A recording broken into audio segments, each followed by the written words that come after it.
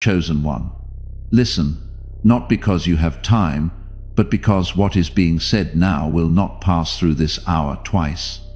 God is doing something today that he has never done, not in any generation that came before, not through any name written in the books you were taught to revere. And the reason, the singular, specific, unrepeatable reason, is the configuration of breath and longing and unwitnessed faithfulness that has been quietly arranged inside your one life. He has been waiting for someone whose tenderness had survived.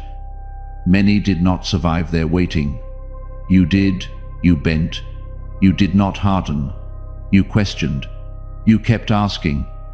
That is the qualification, not certainty, not polish. The one who almost gave up last week is the one he chose. There is a door in his hand that no key has ever fit. Type chosen in the comments, not because you are certain, but because you are still here, and still being here, after everything, is the only qualification that was ever required.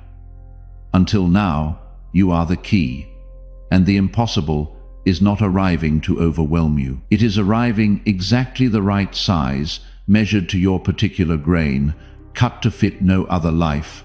So stay here. The room around you is more sacred than it appears. He has just walked in. What is being said in this hour is not motivation. It is recognition. By the end of this message, you will know exactly why this season has been unlike anything you have ever walked through. You will be handed a specific practice, 7 words long, 21 days deep, to hold what is being formed in you. And there will be a sealing. It begins as a thinning of the dark before any voice names what is happening. That is what is happening inside you right now. The dark has not been dismantled with fanfare. It has been thinning, slowly, quietly, for longer than you realized. The years that no one watched. The prayers that seemed to fall into a room with no echo. The nights you cried so quietly that even the people sleeping in the next room did not know. He saw all of it, not the way you saw it, the way it actually was. You have been carrying something specific, not a generic weight, not a wound that matches the templates the world handed you. And because no one named it correctly, you began to wonder if you were imagining it. You were not. The reason no one in your life has had the eyes to see it is that the eyes that could see it had not yet been given out. Until now, there is a kind of loneliness that comes from carrying an unnamed thing. It is heavier than ordinary loneliness, because it cannot even be confessed. You cannot describe what is missing. You only know that something has been missing for a very long time, and that no relationship, no achievement, no rest has filled it. That ends here tonight. What has been unnamed gets a name. What is yours to receive in the next 40 minutes deserves to be named, so that staying with me through this hour becomes a deliberate choice and not a passive scroll. By the time we reach the final breath of this message, you will have received 3 layers of revelation that explain why this season has been unlike any other you have walked through. You will hear a word from the original Hebrew that no English translation has been able to carry, a single word that will reframe every year you ever called delay. You will meet 2 figures from sacred history whose stories were written quietly for the day you would find them. And there will be a final activation, a sealing, that I am asking you to receive in stillness with me. None of this is rushed. None of this is small. Stay until the last breath. The hour does not give itself to those who leave early. What is being formed in you has already begun to make itself visible. Quiet patterns you have probably noticed but did not have language for. Listen for them now. The first one is the way feelings have been arriving in you without permission. You will be in the middle of an ordinary moment, washing a dish, driving home from somewhere familiar, and a wave will pass through you that has no story attached. Sometimes peace, sometimes sorrow, sometimes a conviction so strong you almost speak it aloud. This is not mood swing. This is your spirit surfacing what was buried, so it can finally be released. Another is the way the rooms you used to sit in comfortably have become unbearable. The conversations that once filled you now drain you within 10 minutes. The places you used to belong to feel like costumes that no longer fit. You have not become difficult. Something in you has simply outgrown the smallness of where you were standing, and the body knows before the mind does. You have been mistaking this for becoming hard to please. He has been calling it becoming ready. There is also a quiet restlessness underneath everything you do. There is a thing you want to make, a thing you want to write down, a thing you want to say. You cannot name it yet, only that it is pressing up from underneath like something alive in soil that has decided this is the season to break the surface. This is not anxiety. This is the assignment knocking on the inside of the door. You walk into a room and feel what is wrong before anyone speaks. You sense a decision is about to be made about you, and the email arrives 3 days later. This is not coincidence accumulating. This is the gift you suppressed in childhood, waking back up, because the season requires it, and the timing. The convergence of timing, the right person appearing in the exact week you needed them. The door opening in the precise hour you finally stop trying to force it. You are not making this up. The architecture beneath your life is shifting, and the seams are showing on purpose. A pause here, just for one breath. I want to acknowledge something simple. You have been listening for several minutes already, and your attention has not wandered. That is not a small thing. The world is loud. Your time is finite. The fact that you are still here means something specific is being recognized between us, not by accident. If something in you just said yes to that, tap the like button, not as engagement, as confirmation that you chose to stay and that choosing matters. Just breathe. Once, slowly. There is no instruction in this breath, no technique to perform. Just notice that you are here, that something inside you has chosen to stay, and that what comes next is being said because of who you are, not in spite of it. There are 3 things being formed in you right now that have no historical precedent, 3 layers of truth that are about to be opened, one inside the other, until you arrive at the deepest one. The first is what I am about to give you next. It is the smallest of the 3, and yet it will already begin to undo the framework you have been using to measure your own life. What you have been calling delay, he has been calling exactness. Hear that again? What you have been calling delay, he has been calling exactness. The years you thought were wasted were not wasted. They were calibration. The doors that closed were not punishment.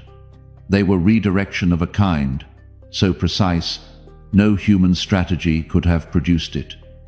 The relationships that did not last were not failures. They were the wrong shape for what you are about to carry, and any one of them, kept too long, would have prevented this hour from being possible. Type exactness in the comments, in place of every time you have called it delay, every year, every closed door, every relationship that did not last. Let the right word finally stand where the wrong one has been standing. Long ago, there was a woman named Hannah, whose only wound was the silence of her own womb. She wept in the temple so deeply that the priest watching her thought she was drunk. She had no children, no inheritance to give the world, no answer to the question every other woman around her had already received. And what she did not know, in the years of her weeping, was that the child she would eventually carry was not just a child. It was a prophet, whose voice would change the direction of an entire nation. The waiting was not denial. The waiting was not at exactly the right intensity. You are her, not in metaphor, in structure.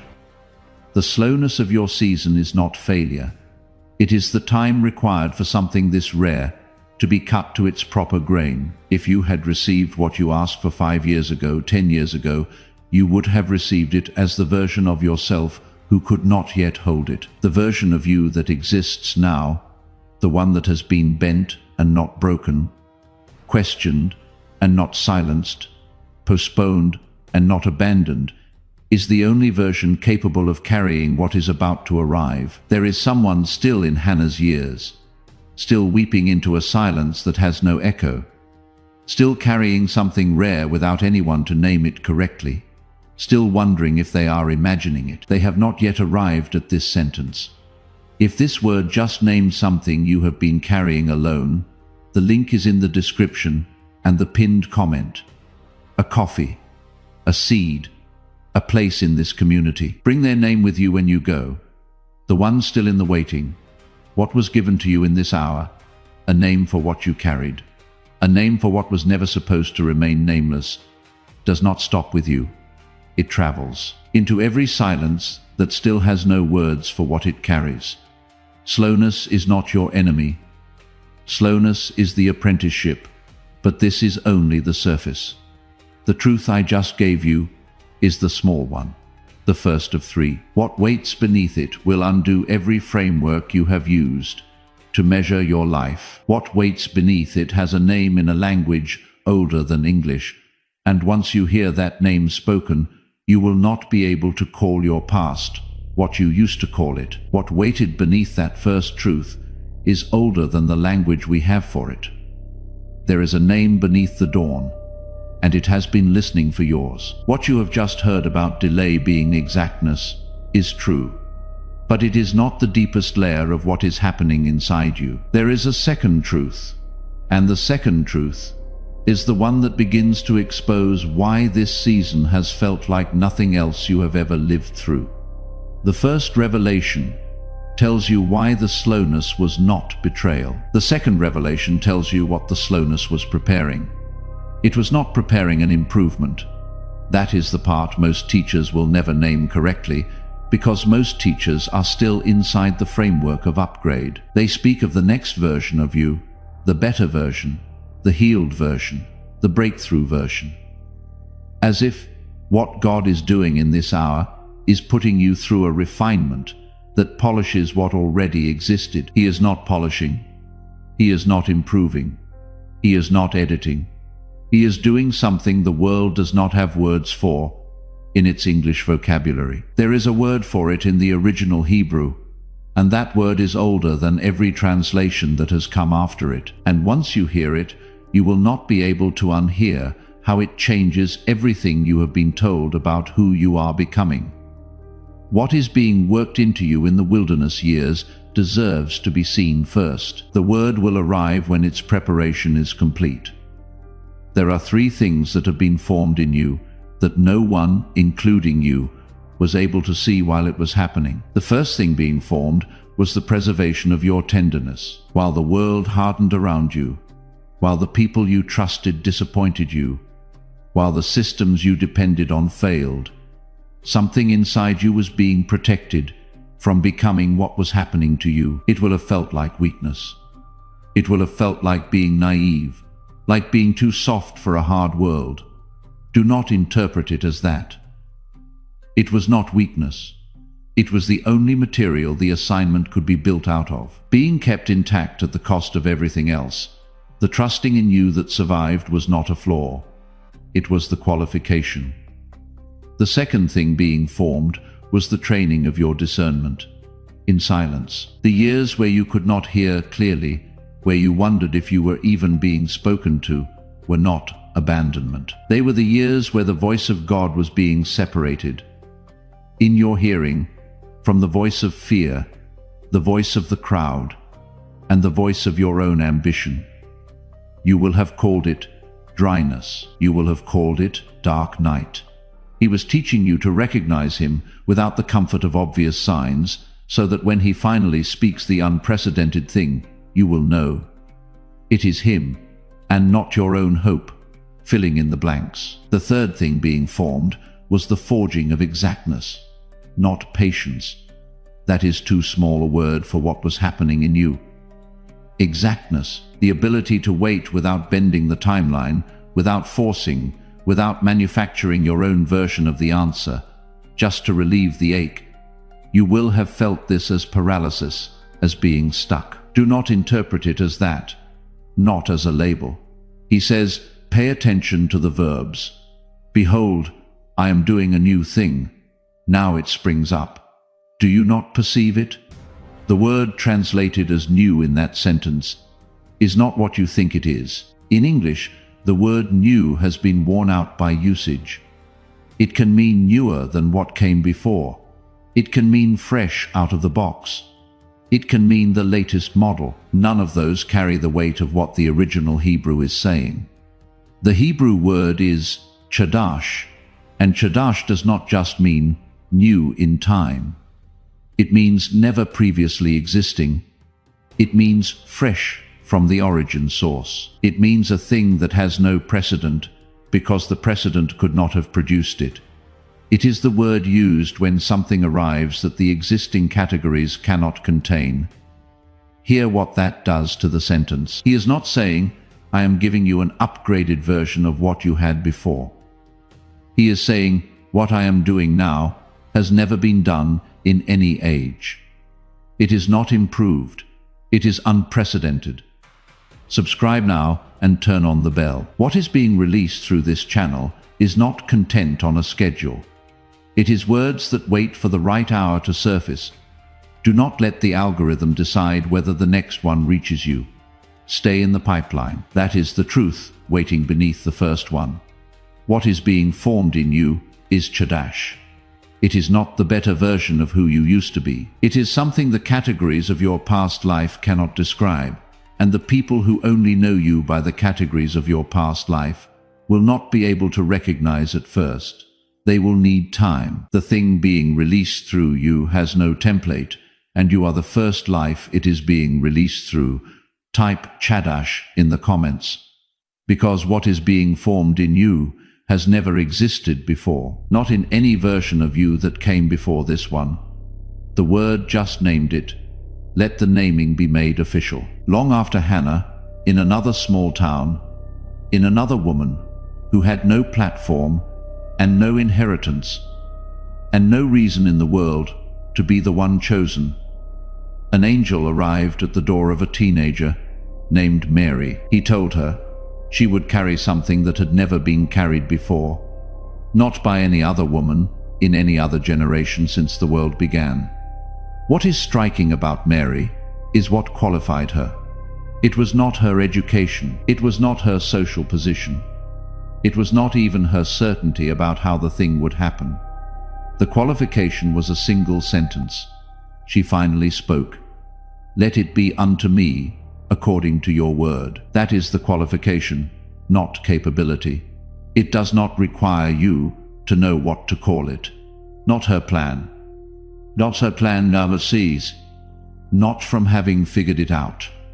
From the same place, Mary went from the place of simply saying, let it be.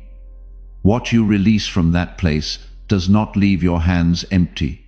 Your yes multiplies. It becomes the permission someone else is still waiting to receive the voice that tells them their agreement is enough. This season is full of preparation that you cannot see from inside it. It is full of architecture being built underground. It is full of divine newness that has no analog anywhere in your past and no template waiting in the future to copy from. But even this is not the deepest layer. There is one more truth waiting beneath this one. And when it is named, every assumption you ever made about why you, why now, why this configuration of life, every framework you use to measure your assignment will not survive contact with it. Stay here for one breath with me. What you have just heard is not small. Most messages do not name the unnamed thing inside their listeners. Most messages stay on the surface because the surface is easier to package and easier to sell. The fact that you have stayed through this depth, through these revelations, through the slowness of how I am giving them to you, that is not nothing. That is recognition meeting its mirror. Just breathe once and let what has landed continue settling. Type I receive because you are still here. And still being here through all of this is your agreement. What I am about to name in the next breath, you should hear directly without veils, without me building mystery, just to sell something to you. At the end of the hour, truth honors truth. Let what is real be named before another minute passes. There is a reason I have been speaking to you about the years that dimmed something inside you, about the silencing of the child who once lived in this body without fear, about the tightness that has lived in the background of your decisions for as long as you can remember. What dimmed has a name. What hijacked your reception of what was already promised has a name too. They are two separate things. They require two separate restorations. The waking of the child first, the opening of the channel second. That is the order. The order matters. You have been asking the wrong question for a very long time. The question has been, why me? Why is this happening to me? Why am I the one who carries this? Why does my path look so different from everyone around me? Why has the timeline of my life refused to follow the shape of any timeline I was promised? Hear me. Why me has never been the right question. The right question is why now? And the answer to why now is the layer that recontextualizes every revelation that came before it. There is something that almost stopped this revelation from reaching you. It is not what you are imagining. It is not a force outside of you. It is something quieter. And it has been with you since you were small enough to still believe what you were told about yourself. It is the belief that you are not the kind of person this happens to. Send this to the person whose face just appeared in your mind when you read that sentence. The one who has been carrying something unnamed, the one still convinced they are not the kind of person this happens to. You do not need to say anything, just send it. Heaven already knows which room this needs to find next. Type it is Chadash, because what is happening in you today has no precedent. No previous version of you could have received it. No earlier hour could have held it. It is new in the way that has no translation, and you are the first life it is moving through.